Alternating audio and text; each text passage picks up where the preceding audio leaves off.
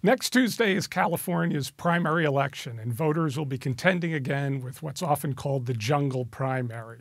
It's a rare bird. It's only used in 2 states, California and Washington.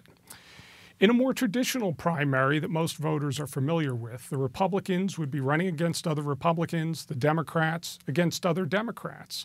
But in the jungle primary, all the candidates, regardless of party, appear on a single ballot, and voters can choose whichever one they like.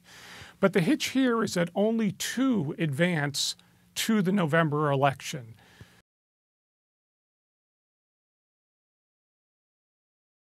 The jungle primary was approved by voters in 2010, and the idea behind it was that California was growing more polarized politically.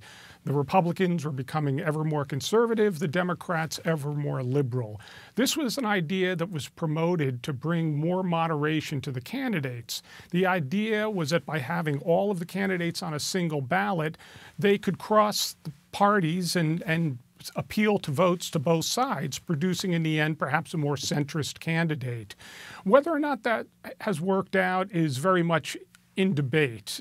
Some studies that have been done suggest that perhaps there's not that much change. Others suggest perhaps a slight change, but it's really only been in effect a relatively short time.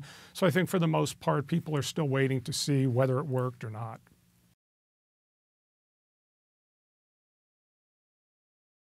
One of the ways it's working out this year is that Gavin Newsom, the leading Democrat in the race for governor, would like nothing better than to run against a Republican. This is a heavily Democratic state, and if he could run against a Republican in the general election, he would be the heavy favorite. So, how has this worked out in advertising? Newsom has been running ads that talk about John Cox, the leading Republican, as being a supporter of President Trump and a supporter of gun rights and the NRA. So while this might sound good to Newsom's supporters who would think, well, of course I want to support my Democratic candidate here, it also is a signal to conservative Republicans. By describing Cox as a Trump supporter, a supporter of gun rights, that lifts his profile with that group of voters.